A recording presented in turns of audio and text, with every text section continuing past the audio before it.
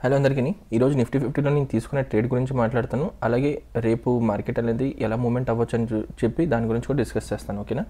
అయితే మార్కెట్లో ప్రజెంట్ నేను ఎప్పుడైతే మార్కెట్ ఓపెన్ చేశానో అప్పుడు సెకండ్ హాఫ్లోనే నేను అవైలబుల్గా ఉన్నాను. మార్నింగ్లో చూస్తే గ్యాప్ అప్ ఓపెన్ అయింది అండ్ అక్కడ నుంచి హోల్డ్ చేసి మార్కెట్ కంటిన్యూ చేసింది. సో ఇది ఒక డిమాండ్ ఉంటే ఇది ఒక ప్రీవియస్ డిమాండ్, అది హోల్డ్ చేసి పైకి వెళ్ళి అక్కడ నుంచి కంటిన్యూ చేసింది.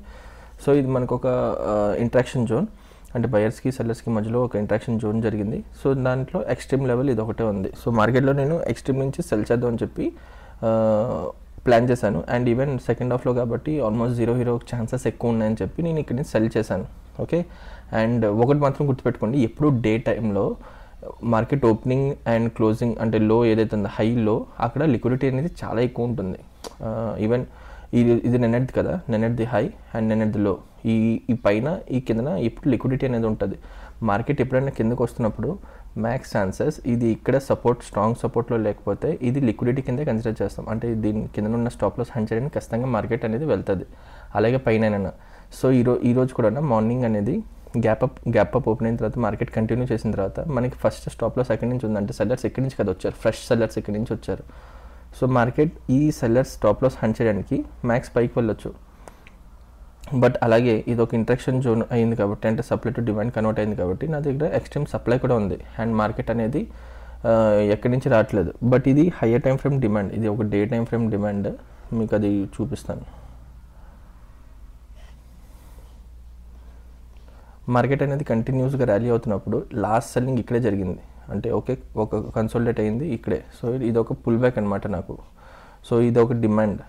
సో ఇక్కడ ఖచ్చితంగా మార్కెట్ అనేది వచ్చి హోల్డ్ చేస్తుందని చెప్పి నేను ఎక్స్పెక్ట్ చేశాను. మార్కెట్ అలాగే వచ్చింది, హోల్డ్ చేసి మార్కెట్ ఇక్కడి నుంచే వన్ సైడ్ ర్యాలీ కంటిన్యూ చేసిన తర్వాత ఇది ఏదైతే నా ఎక్స్ట్రీమ్ సప్లై ఉందో 1 minute రీఫైన్ చేసుకున్నాను. సో ఆ సప్లైకి వచ్చిన తర్వాత మార్కెట్ ఎప్పుడైనా నేను సప్లై డిమాండ్కి వచ్చిన తర్వాత ప్రీవియస్ క్యాండిల్ హయ్యర్ లో బ్రేక్ చేసిన తర్వాత ఆ పర్టికులర్ ట్రెండ్ ప్రకారం అప్పుడు నేను ఎంట్రీ తీసుకునేవాడిని. సో ఇక్కడ నేను ఒక ఎంట్రీ తీసుకున్నాను. ఎప్పుడైతే లో బ్రేక్ అయిందో, ప్రీవియస్ గ్రీన్ క్యాండిల్ లో బ్రేక్ అయితే నేను స్టాప్ తీసి పెట్టాను. అండ్ టార్గెట్ అనేది ఇక్కడంతా లిక్విడిటీ, ఇదంతా లిక్విడిటీ. సో ఈ లిక్విడిటీ అంతా గ్రాప్ చేస్తుందని చెప్పి ఫస్ట్ టార్గెట్ అయితే ఇది పెట్టుకున్నాను. ఓవరాల్ టార్గెట్ అయితే ఈ ఫేర్ వాల్యూ గ్యాప్ ఏదైతే ఉందో ఇక్కడ పెండింగ్ ఆర్డర్స్ ఉండిపోయాయి. సో ఇక్కడ వరకు వస్తుందని చెప్పి నేను టార్గెట్ పెట్టుకున్నాను. ఫస్ట్ టార్గెట్ అయితే ఇది, సెకండ్ టార్గెట్ అయితే ఇది ప్రజెంట్ ఇంటర్డే ప్రకారం. ఓకే, బట్ ఇక్కడ ఏం జరిగింది, ఇక్కడ కూడా ఇంబ్యాలెన్స్ ఉంది కదా సేమ్, అంటే ఫేర్ వాల్యూ గ్యాప్ ఉన్నాయి కదా. ఫేర్ వాల్యూ గ్యాప్ అంటే పెండింగ్ ఆర్డర్స్ అక్కడ ఉన్నట్టు. సో ఆ పెండింగ్ ఆర్డర్స్ని ఫుల్ఫిల్ చేసింది మార్కెట్, మళ్ళీ కంటిన్యూ చేసింది. సో నేను ఇక్కడ ఈ ఓవరాల్గా ఇక్కడ నాకు ఒక డిమాండ్ ఉండేది, ఇక్కడ ఒక సప్లై ఉండేది. అక్కడ అది హోల్డ్ చేసి డైరెక్ట్గా బ్రేక్ చేసిన తర్వాత నేను ఇక్కడ ఎగ్జిట్ చేశాను. సో నేను కొద్దిగా తక్కువ లాస్తోనే ఎగ్జిట్ అయ్యాను. ప్రీమియంలో కొద్దిగా వేరియేషన్ ఉంటుంది కదా, సో అందుకని చెప్పి సో ఇక్కడ ఎగ్జిట్ అయిన తర్వాత మార్కెట్ స్ట్రక్చర్ ఫస్ట్ ఏం చేసింది, పైన ఎక్స్ట్రీమ్ ఈరోజు మార్నింగ్ ఎక్కడైతే గ్యాప్ అప్ ఓపెన్ అయిందో అక్కడి నుంచి సెల్లర్స్ చెప్పాయి కదా ఆల్రెడీ దీని మీద లిక్విడిటీ ఉంటుందని చెప్పి, వాళ్ళు స్టాప్ లాస్ అనేది హంట్ చేసిన తర్వాత మార్కెట్లో చేంజ్ ఆఫ్ రేట్ అయింది. అంటే ఒక సప్లై కానీ ఆర్డర్ అంటే డిమాండ్ కానీ ఏదైనా హోల్డ్ చేసి స్ట్రక్చర్ని బ్రేక్ చేస్తే దాన్ని చేంజ్ ఆఫ్ రేట్ కింద కన్సిడర్ చేస్తాను. సో ఇక్కడ చేంజ్ ఆఫ్ రేట్ అయింది, మార్కెట్ కింద వచ్చింది. సో దీన్ని కూడా ప్రీమియం డిస్కౌంట్ పెట్టుకున్నాను. అండ్ ప్రీమియం మార్కెట్ వెళ్ళిన తర్వాత ప్రీమియంలో కూడా ఫేర్ వాల్యూ గ్యాప్ నుంచి ప్రీవియస్ గ్రీన్ క్యాండిల్ లో బ్రేక్ చేస్తే మనం ఇక్కడ ఎంట్రీ తీసుకోవచ్చు అండ్ తీసుకుని మార్కెట్లో కంటిన్యూ చేయొచ్చు సేమ్ అలాగే. అండ్ ఇక్కడ కంటిన్యూ చేసినప్పుడు ఫస్ట్ టార్గెట్ ఏమవ్వాలి, fair value gap. And second target ఇది కూడా ఇదంతా లిక్విడిటీ కింద కన్సిడర్ చేసి నేను ఈ లోన్ బ్రేక్ చేద్దాం, ఈరోజు డే లో బ్రేక్ చేద్దాం అని చెప్పేసి టార్గెట్ పెట్టుకున్నా. బట్ మార్కెట్ ప్రైస్ డెలివరీ చూడండి, అంటే ఇన్ కేస్ మార్కెట్ని అంత స్పీడ్గా మూవ్మెంట్ రావాలంటే ఈ విధంగా ప్రైస్ డెలివరీ చేయదు.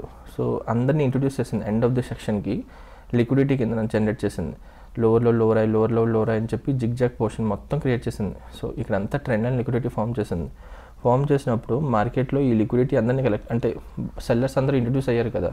సో ఈ సెల్లర్స్ అందరినీ బయట తీయాలంటే మార్కెట్లో అంటే ఈ లిక్విడిటీ అంతా కలెక్ట్ చేసుకోవాలి కదా. సో నా దగ్గర ఏముంది, ఆల్రెడీ ఫస్ట్ నుంచి మాట్లాడుకుంటున్నాను, ఇక్కడ ఒక ఫేర్ వాల్యూ గ్యాప్ ఉంది, ఏదైతే పెండింగ్ ఆర్డర్స్ ఉన్నాయో ఆ పెండింగ్ ఆర్డర్స్ ఫుల్ఫిల్ చేసిన తర్వాత ఏదైతే ప్రీవియస్ క్యాండిల్ హై బ్రేక్ అయిందో నేను ఇప్పుడు ఇక్కడ లాస్ట్లో జీరోకి ఎంట్రీ తీసుకున్నా. సో ఇది యాక్చువల్లీ మీకు వీడియోలో చేస్తున్నాను, ఆ వీడియో లాస్ట్ మూమెంట్కి వచ్చి అంటే మ్యూట్ అయిపోయింది.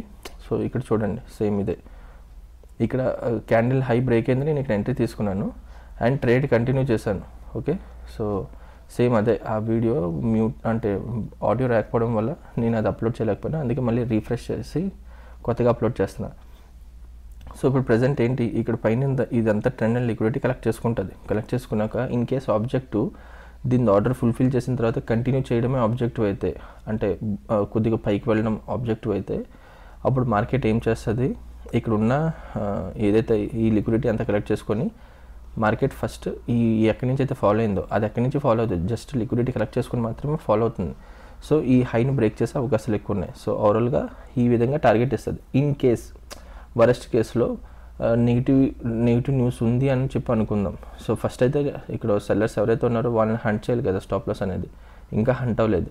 సో మ్యాక్స్ ఛాన్సెస్ ఏంటంటే గ్యాప్ అప్ ఓపెన్ అయ్యి ఇక్కడ ఫేర్ వాల్యూ గ్యాప్ ఉంది కదా, ఇక్కడ కూడా ఈ 2 క్యాండిల్ మధ్యలోని అంటే ఇంత మిటిగేట్ అయిపోయింది. ఇంకా అన్మిటిగేటెడ్ జోన్ ఏదైతే ఫేర్ వాల్యూ గ్యాప్ ఉందో